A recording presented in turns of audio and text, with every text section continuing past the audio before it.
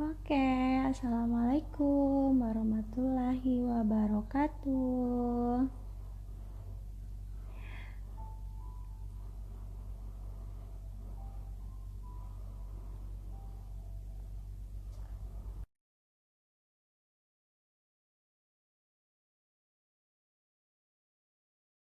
Oke, assalamualaikum warahmatullahi wabarakatuh. Terima kasih untuk semua teman-teman yang telah hadir di sini. Pagi ini sudah menjelang mau sore sebenarnya, udah mau asar. Jadi hari ini saya dan juga Dokter Ayunda, Dokter Rizky Ayunda berkesempatan untuk kita bahas nih masalah ibu-ibu yang mau cantik, tetap glowing, tapi juga tetap ingin menyusui bayinya. Karena ada perubahan ya hormonal antara ketika hamil menyusui, jadi kita harus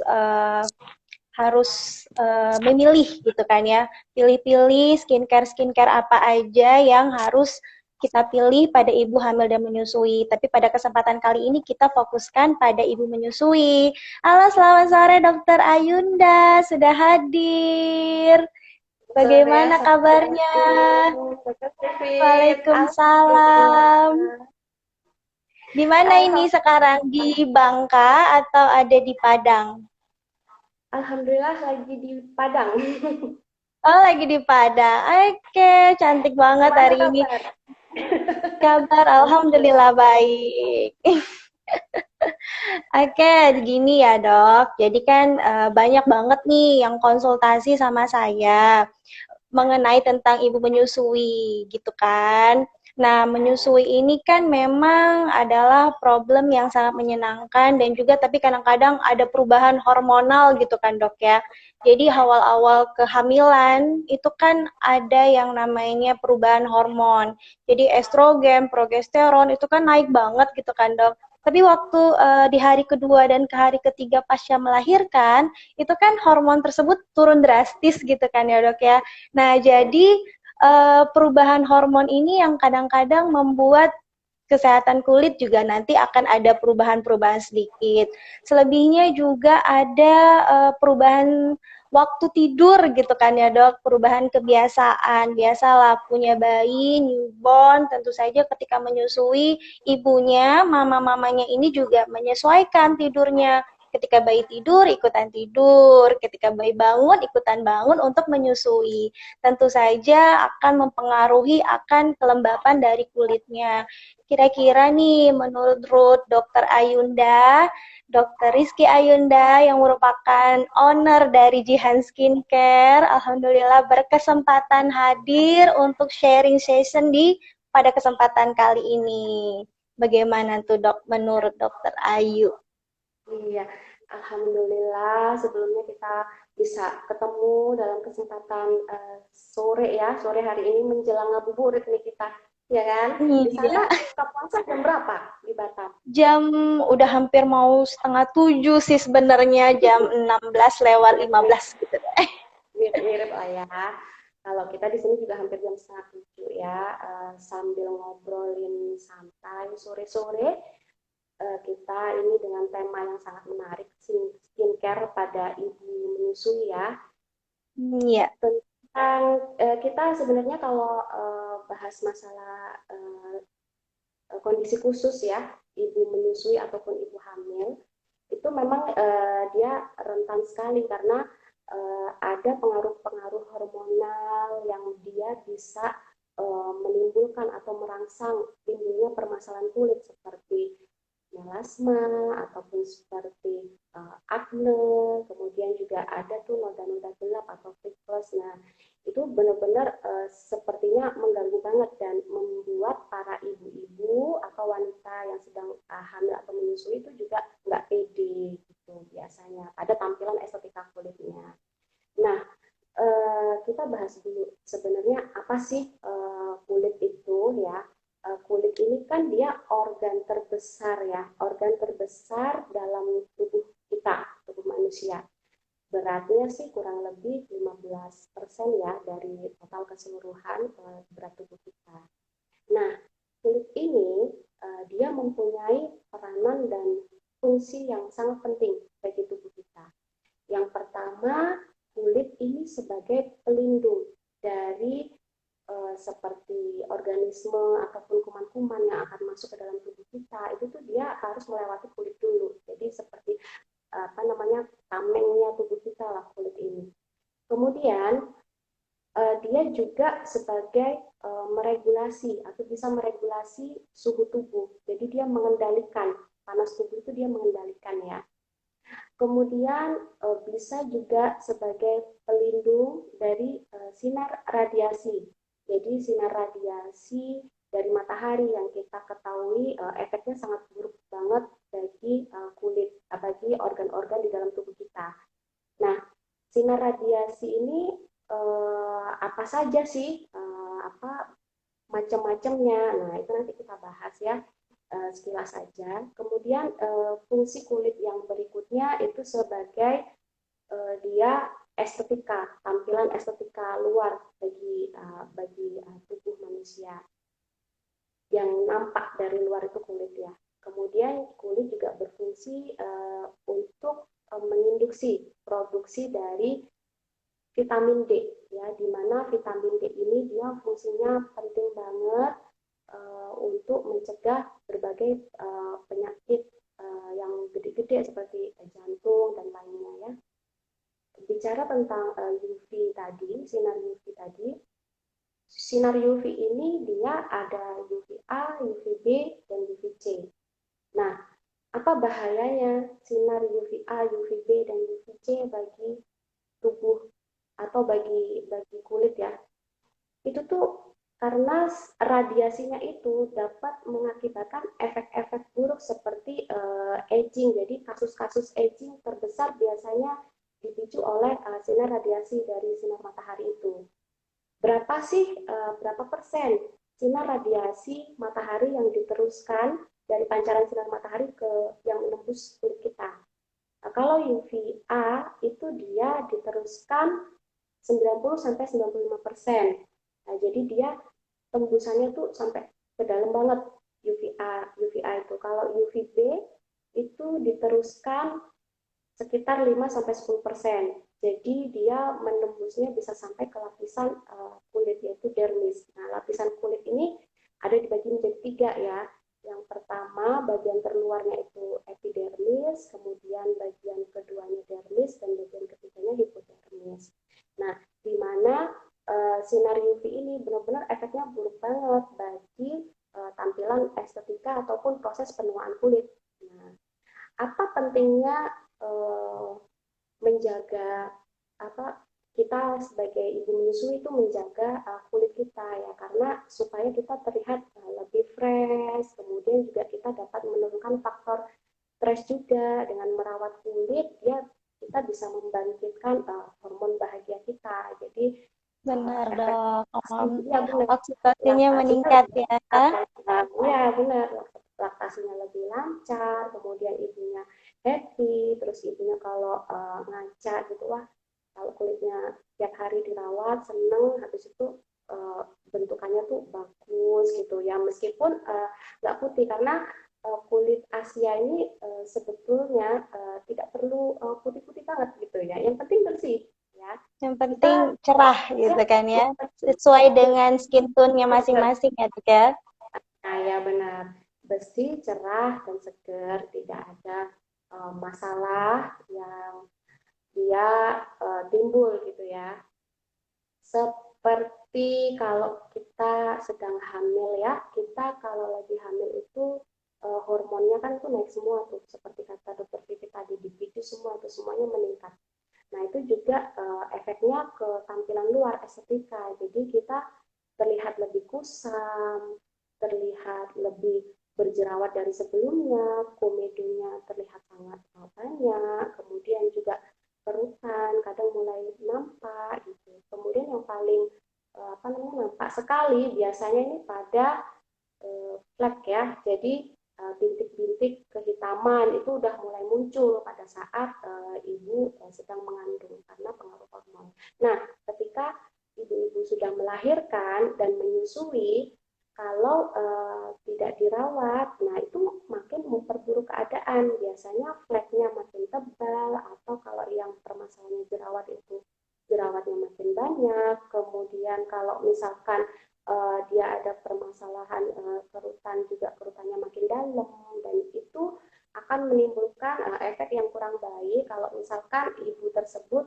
apa namanya memperhatikan gitu. Jadi kalau dia lebih sering memperhatikan di depan kaca atau di depan suami, nah itu kan pasti uh, agak kurang, jadinya pasti hormon stres itu muncul nantinya. Kalau misalkan dia udah stres, aduh kulit aku udah mulai kusam nih, udah mulai banyak fleknya nih, nah nanti juga pengaruh juga pada kemungkinan ya mempengaruhi menyusui juga ya, gimana nggak dokter nggak gitu.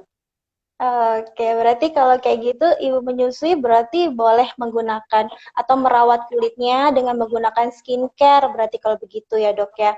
Terus kalau demikian berarti perawatan kulit apa nih dok yang bisa dilakukan untuk ibu menyusui jadinya? Oke, perawatan yang boleh dilakukan untuk ibu menyusui. Sebenarnya perawatannya ini dia lebih ke perawatan dasar ya. Perawatan dasar Hmm, kulit seperti ya, tapi disesuaikan dengan kondisi kulit ya.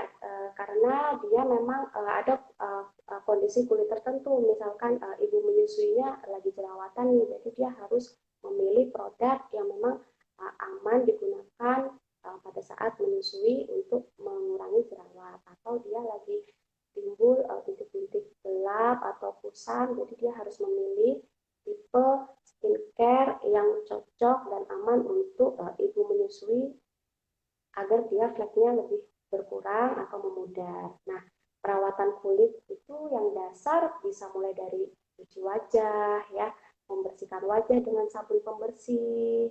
Kemudian itu bisa dilakukan rutin ya, sehari 2 kali ya untuk membersihkan wajah.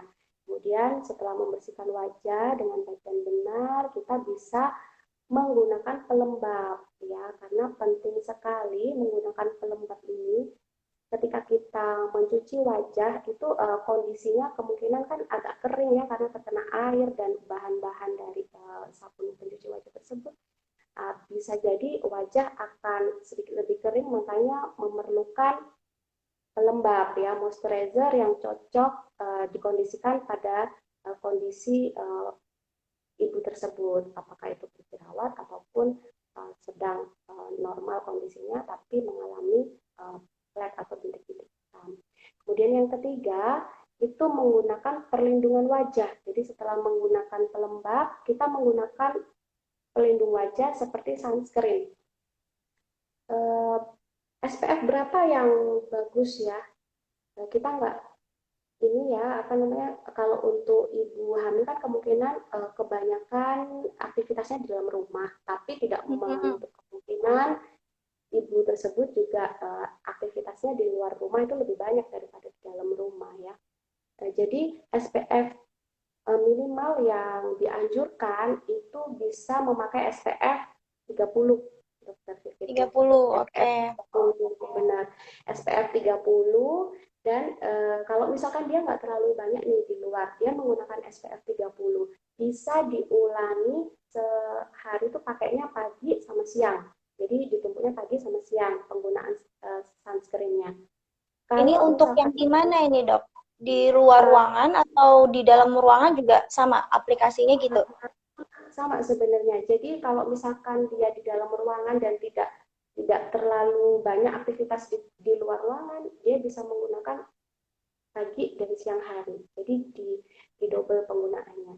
Tapi kalau memang dia lebih banyak aktivitasnya di luar ruangan, itu bisa ditingkatkan lagi. Jadi pemakaian SPF 30 itu sekitar 2 sampai 3 jam sekali dia aplikasikan ke wajah. Karena kan efek radiasi itu tadi ya, SPF-nya hanya 30, jadi bisa diulang per 2 atau 3 jam. Nah, kalau untuk yang lainnya, tunjangannya itu konsumsi makanan, ya, konsumsi makanan yang bergizi, kemudian ibu hamil tersebut juga mengkonsumsi air putih yang juga membantu memperlancar asinya dan juga melembabkan kulitnya juga. konsumsi air putih ya minimal 18 per hari ya. Kemudian kita juga banyak konsumsi buah serta konsumsi sayur kayak gitu. Gizi seimbang Untuk lengkap lah berarti ya dok ya. benar, benar. Ya, untuk gizi seimbangnya harus dapat gitu. Selain dia di skincare-nya juga, kita harus dari dalam juga supaya nggak Hmm. jelek kayak gitu ya. Oke. Ada lagi dok. Jadi hanya itu. Jadi basic yang bisa kita lakukan berarti cuci muka rutin, kemudian juga kasih pelembab ya dok ya, kemudian juga pelindung pakai sunscreen itu mau di luar ataupun mau di dalam ruangan tetap harus pakai. Kemudian juga makanan dan minuman gitu kan yang harus kita tunjang bagus bagus juga untuk kulit, bagus juga untuk nutrisi ibunya, juga baik untuk ASI-nya gitu kan ya dok ya. Ya, Oke, ini banyak nih yang udah banyak gabung ini, kita sapa-sapa udah banyak nih. Ada Umu Iskandianti, ada Diza Kalwia, ada Rika, Dokter Rika, apa kabar? Kemudian ada juga teman saya ini yang dari Kiki, ada Wela juga, dan banyak ya. Nah, teman-teman yang jika mau bertanya kepada Dokter Rizky Ayunda, boleh nih di kolom chatnya, nanti kita tanya langsung, kita kupas tuntas. Nah, tapi sebelumnya kita tanya dulu nih, karena kemarin itu ya dok, sudah banyak yang tanya. Jadi sebelumnya kita jawab-jawab dulu pertanyaan dari teman-teman yang sudah drop pertanyaan sebelumnya. Nah, tadi kita kan sudah bahas tentang perawatan untuk yang harus dilakukan setiap harinya. Untuk produknya sendiri dok, jadi skincare apa aja nih yang kandungannya boleh dipakai, yang tidak boleh dipakai. Kalaupun tidak boleh dipakai itu sebenarnya efeknya apa gitu. Apakah nanti akan terserap ke dalam ASI-nya dan akan mempengaruhi bayinya? Ini pertanyaannya dari eh, Barani ya kayak silakan dong. untuk skincare yang boleh dan tidak boleh, saya akan coba jawab sedikit yang bagian yang boleh dulu ya. Mm-mm. Jadi skincare pada kondisi khusus seperti ibu menyusui ini, dia ada kandungan atau bahan aktif yang diperbolehkan. Tidak semuanya diperbolehkan, tapi hanya beberapa. Contohnya seperti yang diperbolehkan ya, azelaic acid itu dengan kandungan kurang lebih 15 sampai 20% ya bahan aktif azelaic acid ya. Kemudian ada bahan aktif yang dinamakan alpha hidroksi acid atau yang biasa kita sebut sebagai AHA. Sering dengar dengan derivat AHA ini ya. AHA ini dia fungsinya untuk mencerahkan kulit ya. Jadi cocok banget untuk dipakai saat kulit kita sedang kusam. Itu boleh dipakai untuk ibu menyusui. Setelah Oke. AHA ada glycolic acid ya atau biasa kita sebut dengan GA. Kemudian ada bahan aktif lagi yang namanya lactic acid atau biasa disebut LA dan juga BHA dan PHA itu boleh dipakai untuk ibu hamil skincare-nya. Kemudian ada lagi asam salisilat tapi dengan jumlah atau konsentrasi yang sangat kecil ya asam salisilat atau salicylic acid kemungkinan ya Berapa itu hanya dok? 2% aja sih kemungkinan ya Oh, karena itu 2% nggak aja. boleh terlalu tinggi. Untuk yang selanjutnya bahan aktifnya benzoil peroksida itu sekitar 22,5 sampai 5% aja nggak boleh terlalu tinggi juga. Ada bahan aktif juga sulfur, itu masih aman digunakan ibu hamil asal tidak berlebihan. Kemudian yang untuk faktor mencerahkan dan juga baik untuk jerawat, kita punya niacinamide ya. Oh, ini Niacinamide D3 D3 itu bagus banget sebagai agen pencerah, tapi juga dia aman untuk ibu menyusui ya, niacinamide.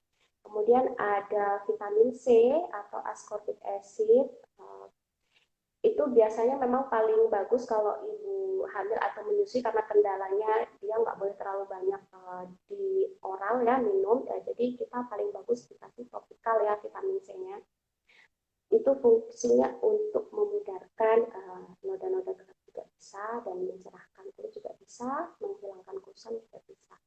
Kemudian ada vitamin E itu boleh digunakan oleh ibu menyusui ada juga bahan aktif hyaluronic acid, itu sangat bagus banget. Biasanya hyaluronic acid ini dia terdapat di kandungan-kandungan skincare yang dijual bebas ya, produk-produk di toko atau toko kosmetik besar. Fungsinya untuk melembabkan kulit, kemudian dia juga untuk pengikat air ya, jadi dia tampak lebih glowing ketika memakai hyaluronic acid ini karena dia fungsinya juga melembabkan. Kemudian bisa memakai antioksidan dan peptide serta tranexamic acid juga masih aman digunakan pada ibu menyusui asalkan di bawah pengawasan dokter juga. Nah, untuk Banyak sunscreen juga apa? berarti ya, Dok. Banyak banget, Banyak banyak juga banget. berarti yang bisa dipakai untuk ibu menyusui. Saya kira itu cuman hanya, oh nggak boleh perawatan yang berlebihan nih. Ya udah pakai yang dikit-dikit aja. Ternyata banyak juga kandungan yang sebenarnya boleh digunakan berarti ya. Agak lega Iya, juga ini dengarnya ya. Berarti untuk ibu-ibu menyusui tenang, banyak bahan yang bisa dipakai tapi tetap harus dalam pengawasan. iya Nah, betul. kalau misalkan yang ini yang boleh kan ya, kalau yang nggak boleh Nah, itu bagaimana itu?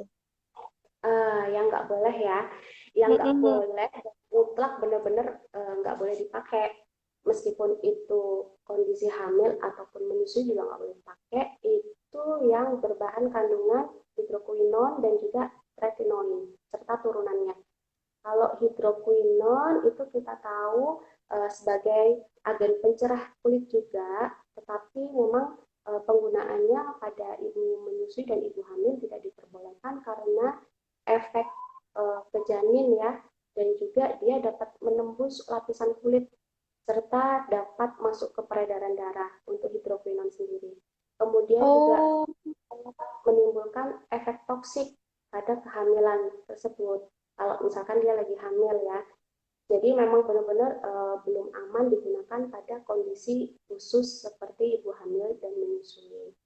Terus untuk tretinoin sendiri, tretinoin dan turunan atau derivat dari tretinoin ini dia seperti asam retinoat, kemudian retinol, kemudian retinaldehid dan juga ada lagi yang namanya isotretinoin. Nah, itu benar-benar mutlak nggak boleh dipakai pada kondisi hamil ataupun menyusui ya.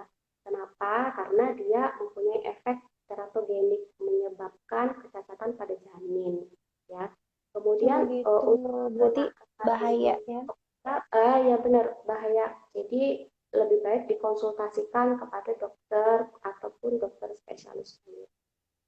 Untuk penggunaan topikal atau oles, ini sebenarnya untuk turunan dari tretinoin ini masih ada perdebatan karena belum ada bukti nyata yang konkret adanya gangguan pada kehamilan ataupun menyusui.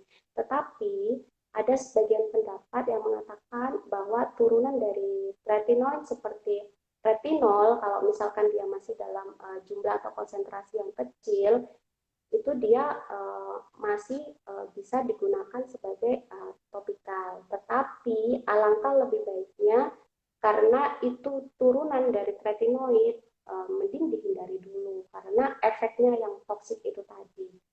Ya, kemudian juga jika memang ingin banget menggunakan bahan aktif tersebut, ya terpaksa memang harus konsul ya. Jadi harus Konsul, iya.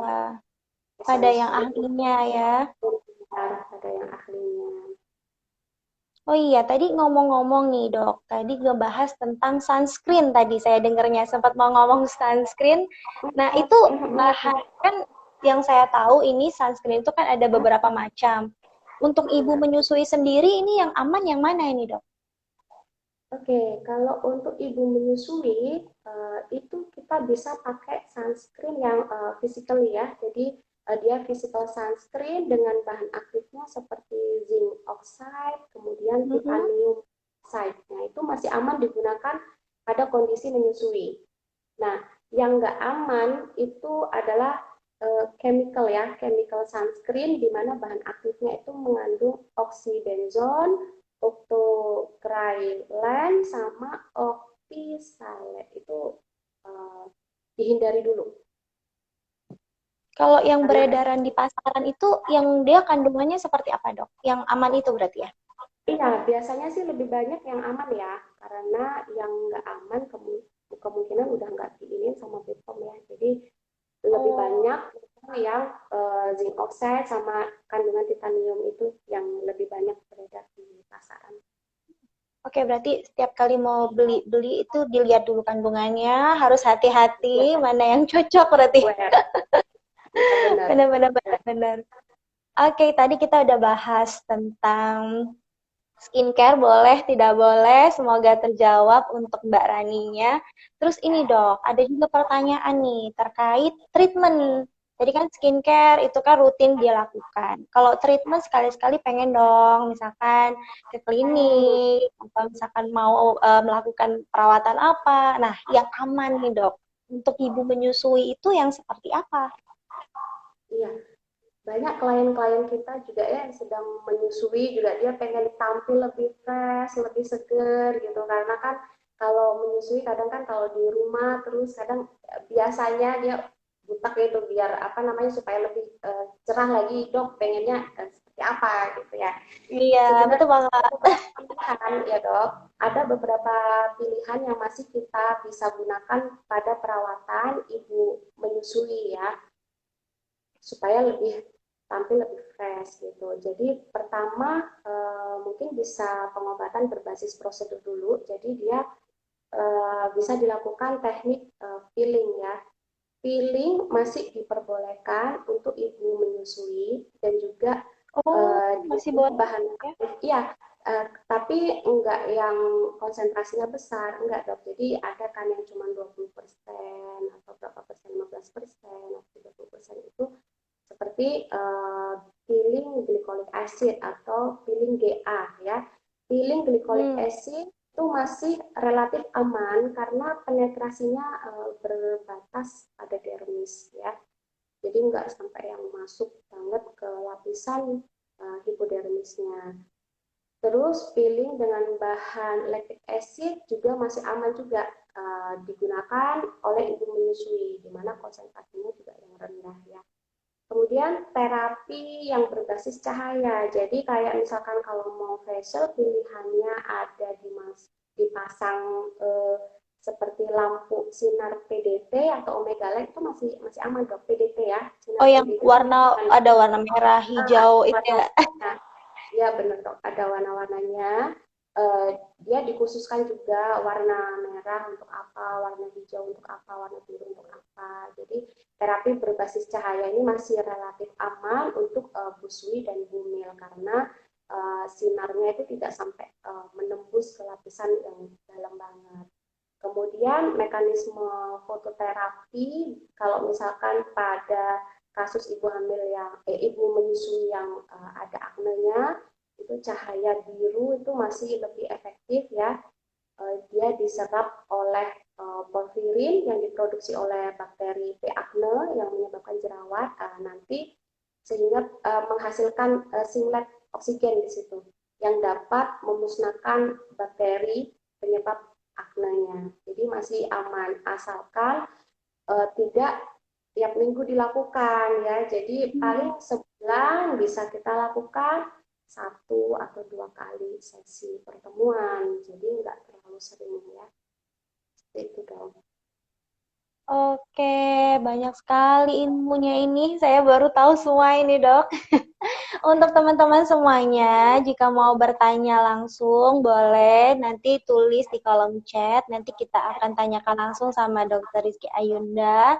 Nanti kita bahas sama-sama di sini karena ngebantu sekali kalau kita merasa tenang, senang gitu kan ya, merasa kulitnya juga sehat, tidurnya nyenyak, kemudian menyusuinya juga biasanya memang lebih lebih lancar, hormon oksitosinnya lebih cepat mengalir biasanya kalau kita happy dan bahagia. Dan salah satunya dengan perawatan rutin seperti ini sebenarnya bantu juga sih dok, ya kan?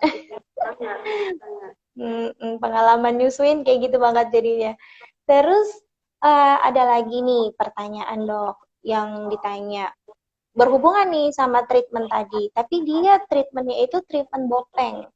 Jadi dia Hmm, nanya si Mbak Aralup ini bertanya bahwa biasanya recovery-nya itu berapa lama penyembuhannya berarti kan. Kemudian hasilnya itu akan terlihat berapa lama gitu setelah dari dilakukan tindakan tersebut. Seperti itu, Dok. Untuk treatment bopeng sendiri tuh ada banyak modalitas sebenarnya ya. Kalau kita ngobrolin masalah bopeng ini ada Ini aman nggak, modalitas. Dok, buat ibu menyusui tapi ya? Kalau yang treatment bopeng ini? Kalau saya sebenarnya mungkin kalau misalkan dikata aman ya tekniknya ya teknik NTS ya namanya ya. NTS Mm-mm. itu tuh kalau saya sih sebenarnya lebih nggak apa-apa tapi asal tidak terlalu tajam penggunaan jarumnya. Dan juga Oh, nggak sampai darah-darah banget sih biasanya. Itu kalau untuk ibu menyusui ya, tapi kalau ibu hamil saya sih masih mending modalitasnya yang lain aja deh, jangan jangan yang untuk tunda dulu bopeng. berarti ya. Karena treatment bopeng ini lebih banyak invasifnya daripada non invasifnya ya. Jadi kalau treatment bopeng kan kadang dia menggunakan jarum ya, tekniknya Mm-mm. dengan microneedling atau teknik seperti apa namanya jarum-jarum apa derma roller sama ada juga yang menggunakan laser ya CO2 fraksional. Nah, itu banyak banget macam-macam modalitasnya. Atau juga bisa menggunakan teknik peeling tapi menggunakan peeling TCA. Jadi memang dia hanya ditotol-totolin aja di atas karangnya terus nanti langsung dihapus kalau dia ada penetrasinya udah lebih dalam. Nah, ini kalau untuk apa namanya seberapa lama itu uh, recovery-nya itu kalau treatment yang dengan menggunakan jarum ya atau microneedling itu dia bisa 3 sampai 5 harian dok ya kurang lebih 1 minggu lah ya kurang lebih amannya itu 1 minggu tapi kalau pastinya 1 minggu itu maksudnya setelah dilakukan tindakan berarti ya?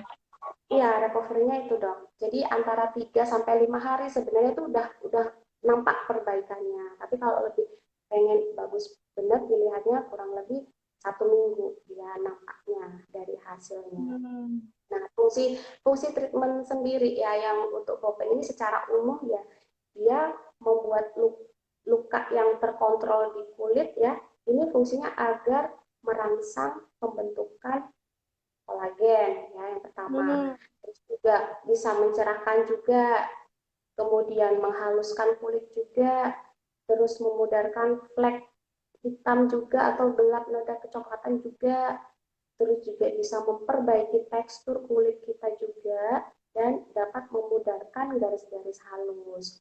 Nah, ini bisa dikombinasi dengan teknik ada namanya teknik subsisi yang memang dia fungsinya untuk membebaskan jaringan di bawah skarnya itu. Jadi dia kan ada jaringan ikat ya di bawah skar itu ada jaringan ikat. Dengan penambahan teknik subsisi atau pembebasan jaringan ikat itu diharapkan hasil treatment bopengnya itu lebih baik. Jadi misalkan dia pada pertemuan pertama sampai kedua didapatkan ya kurang lebih 5 sampai 10% perbaikan dari yang kondisi awal. Kalau misalkan dia lebih dari 3 kali, kemungkinan ya bisa lebih dari perbaikannya bisa lebih dari 10% lah. Kebanyakan sih seperti itu di lapangan ya. Jadi apa namanya memang tindakan ini itu tidak satu kali tindakan dokter, jadi harus berulang dan pengulangannya ini bisa dilakukan kurang lebih 1 bulan sekali ya 4 minggu ya 1 bulan sekali jadi jaraknya itu lebih lama 1 minggu karena apa karena memberikan atau waktu pada kulit itu untuk melakukan perbaikan dan reepitelisasi jadi dia lebih kolagennya itu lebih terangsang dengan baik seperti itu. Oh gitu, sangat luar biasa sekali, banyak sekali pengetahuannya kali ini. Jadi sebenarnya ibu menyusui itu sebenarnya boleh dan malah sebaiknya juga dianjurkan untuk perawatan, untuk ya Perawatan sebenarnya untuk yang basic-basic dulu ya dok ya. Kalau misalkan ini treatment juga basic pilih-pilih dulu. Berarti kita juga harus awalnya lihat kondisi kulitnya dulu, kulitnya itu entah sensitif atau ada normal atau ada satu lagi apa itu kulit kering ya, Akne, kulitnya kulit kering. acne juga seperti itu kan kita disesuaikan juga.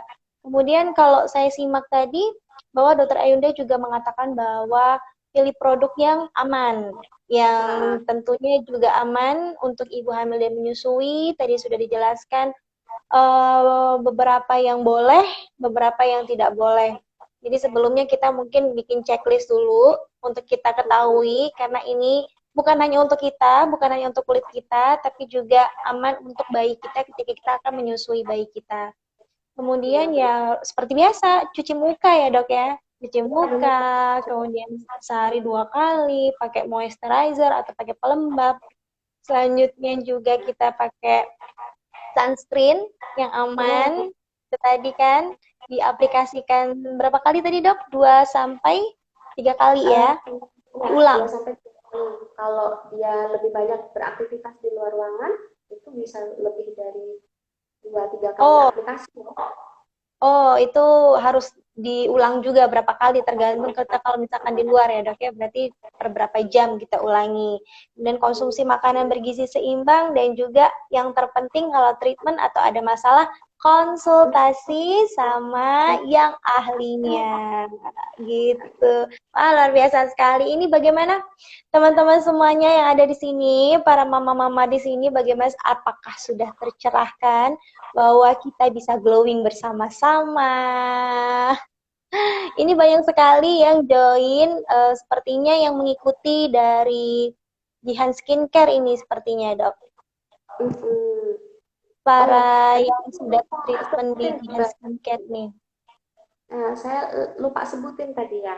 Kalau untuk yang cuci muka ya, cuci Oh muka ya, sebenarnya itu berapa kali sih cuci muka yang dianjurkan atau yang masih diperbolehkan ya?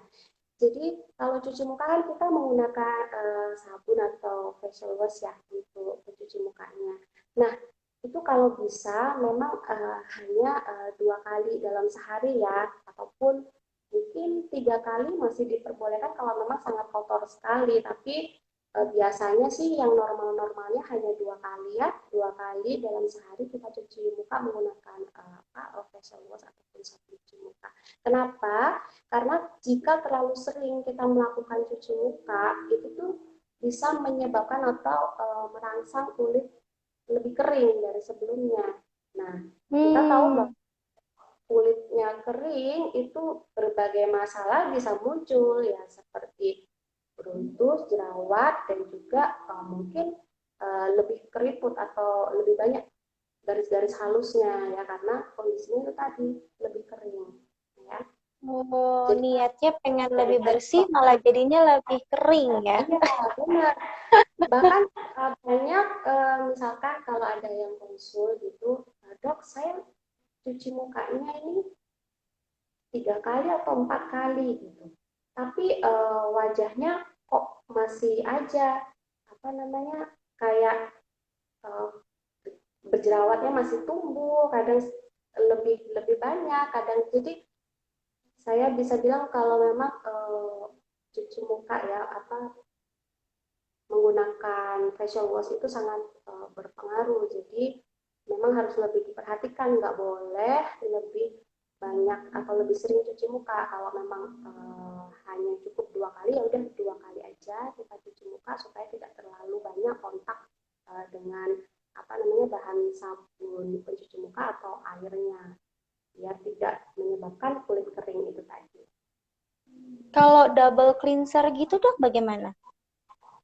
Boleh-boleh saja, asalkan setelah double cleanser juga kita harus menyeimbangkan kembali kulit kita, pH kulit kita ya. Takutnya setelah di double cleanser makin lebih kering ya. Jadi kita tetap harus Hmm. menggunakan moisturizer. Nah, moisturizer Hmm. itu penting dalam kondisi apapun dok. Jadi meskipun dia kondisi berjerawat ataupun dia kondisi yang berflek atau berminyak bahkan itu nggak apa-apa kita tetap pakai moisturizer tetapi dengan uh, bahan atau produk yang disesuaikan dan yang cocok. Oh, demikian. Berarti memang harus rutin dilakukan, tapi juga tidak boleh terlalu sering. Karena kulit nanti akan menjadi lebih kering dan efeknya malah jerawatan atau ada keriputan ataupun ada yang lainnya.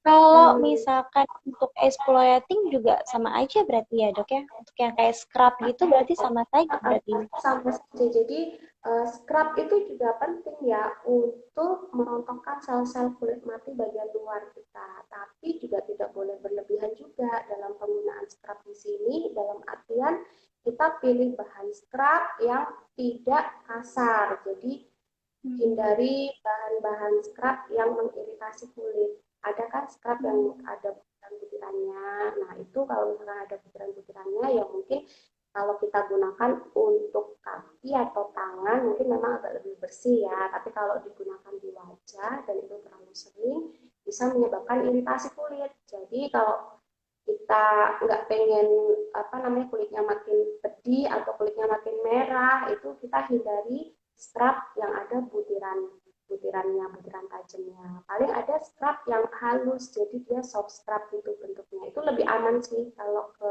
kulit daripada yang ada butirannya. Oh. Oke, terima kasih Dokter Ayu. Tercerahkan sekali ini. Sangat tercerahkan Ya sekali. Allah, udah Kalau waktunya ngabuburit kita. ngabuburit ngobrol asik tentang skincare, tenang, semuanya pasti suka sekali. Dan ini nanti akan saya save biar teman-teman yang lainnya yang tadi sempat join tapi terpental nanti bisa tonton kembali. Jadi sama-sama kita bisa tonton kembali mana yang boleh, mana yang nggak boleh, mana yang aman, treatment apa aja yang boleh. Kalau dari pertanyaan dari yang sudah tanya ke saya sebenarnya sudah habis nih dok. Hanya itu saja pertanyaannya. Tapi di sini belum ada lagi nih pertanyaan dari teman-teman yang join belum ada lagi. Atau mungkin Dokter Ayu mau tambahkan atau sesuatu yang penting lagi yang disampaikan boleh dong. Kita masih ada waktu 15 menit lagi. Sebenarnya nggak banyak lagi ya, ya tadi sudah kita lumayan kita ngobrolnya tentang sunscreen juga udah terbahas tadi gimana pentingnya merawat wajah pada kondisi khusus seperti ibu menyusui ini ya kan. Cuma yang lebih ditekankan lagi bahwa sebenarnya wanita itu ingin selalu tampil cantik ya, tampil bersih juga karena aktivitasnya juga lebih banyak di luar atau bertemu dengan orang. Nah, itu lebih lebih kali kita memerlukan apa namanya untuk menunjang penampilan kita ya. Jadi nggak apa-apa banget bagi ibu menyusui ataupun juga ibu hamil sih ya untuk merawat wajah itu nggak apa-apa banget asalkan memilih produk yang tepat, produk yang aman dan juga produk yang cocok. Kalau tepat, aman tapi nggak cocok ya jangan dipakai. Tepat, Iya. aman tapi makin menimbulkan apa namanya breakout ya jangan dipakai. Jadi kita harus sesuaikan dengan kondisi kulit kita. Kalau memang nggak tahu atau bingung bisa berkonsultasi kepada ahlinya. Bisa ke dokter estetikanya atau ke dokter spesialis kulitnya. Oke, berarti kita tetap harus konsul, jangan coba-coba. Walaupun sebenarnya seru juga nih dok, coba-coba. Ih, ada yang baru nih, lucu nih, pengen coba nih. Ternyata nggak cocok. Benar-benar. Bener. Oke, Standar harus terus sesuai budget juga dok, harus disesuaikan budget juga. Ini penting nih, karena skincare lumayan harganya. benar-benar. Oke lah, baik, Mudah-mudahan terima bisa kasih Dokter membantu Ayunda. para ibu di luar sana yang membutuhkan pencerahan tentang skincare pada ibu menyusui ya. Iya, sangat mengabuburit yang bermanfaat kali ini. Oke, Dokter Ayunda, mungkin kita akhiri saja hari ini, tapi saya ingin kasih tahu juga buat teman-teman, para mama-mama, karena yang join ini nggak cuma ada di Batam aja nih dok, nggak cuma dari follow dari Kurnia Arini aja, tapi ada juga yang dari Jihan Skincare tentunya kan. Kalau misalkan teman-teman mau treatment ibu hamil, ibu menyusui, boleh banget, ya kan? Iya, Di betul Jihan banget. Skincare. Bagaimana dok? Ada promo atau sesuatu yang Eh, menggiurkan buat teman-teman semuanya yang ada di Pangkal boleh. Pinang tentunya? Nah, yang kalau ada di Pangkal Pinang sih biasanya pasien udah langsung datang ya ke klinik. Cuman kalau untuk promo, memang kita Ramadan memang ada khusus promo sale, Hmm, jadi yang sampai ketinggalan. Benar-benar hmm, nanti kalau apa namanya balik ke Pangkal Pinang udah bisa langsung tancap treatment perawatan sama saya. Dan juga di klinik ada dokter yang memang standby, jadi bisa konsultasi langsung pada dokter kita juga yang ada di klinik Pinang Skincare Pangkal Pinang. Terima kasih dokter oke Fikir atas deh. waktunya. Terima kasih sekali atas waktunya, Dokter Ayunda idolaku. Sama-sama dokter Fikir, idolaku juga. Oke, terima Mudah-mudahan kasih bisa ya. menjadi konselor laktasi ya. Mm-mm, Benar-benar terima kasih banget. kasih. Nanti ikut pelatihan yang banyak dokter, jadi biar bisa memfasilitasi di rumah sakit misalkan ya. Mudah-mudahan tercapai. Oke, terima Amin. kasih. Amin, amin, amin, amin. Pokoknya lancar puasanya, lancar Amin. juga menyusuinya, lancar juga glowing bersama. Drawing bersama. Oke, kalau kayak gitu, Dok, kita akhiri ya season live hari ini. Alhamdulillah sudah sangat tercerahkan sekali, dan ini nanti akan saya save buat teman-teman semuanya yang jika nanti akan ditonton kembali, silahkan saja, boleh dicatat. Nanti sebelum beli skincare atau mungkin perawatan apa, mungkin udah ada list-listnya, atau misalkan tetap kesulitan dalam memilih, boleh konsultasi dengan yang ahlinya, bisa ke dokter estetika atau juga ke dokter kulit kelamin tentunya. Oke, untuk sesi menyusui bisa konsultasi dengan saya, tapi untuk masalah skincare boleh konsultasi sama yang ahlinya ya. Jadi bukan sama saya. Ini banyak banget yang nanya malah ke saya gitu, Dok. Bingung saya jawabnya. Saling follow Oke. Instagram. Jadi untuk Ih, laktasi, follow Instagramnya Dokter Pipit Kurnia Arini ya. Itu benar-benar udah ini banget lah kalau untuk konseling laktasi ya kan. Mudah-mudahan ibu-ibu yang lain juga bisa tercerahkan dengan ngobrol santai sore ini. Kalau misalkan ada pertanyaan yang mau diutarakan, bisa DM ke IG saya, Dr. Rizka Endasari, atau ke IG Jihan Skincare Clinic. Ataupun bertanya seputar laktasi, bisa DM ke Dr. Kurnia hari ini. Oke, oke, selamat terima kasih Dokter selamat Ayunda. Oke, Selamat Ustazah. ngabuburit, kita cari cemilan enak buat buka puasa. Ya Oke, kita benar, ya akhiri ya, benar. Dok. Thank you ya, terima kasih waktunya. Assalamualaikum. Dadah. Waalaikumsalam warahmatullahi wabarakatuh. Semoga sehat selalu dengan bersama keluarganya. Assalamualaikum. Salam.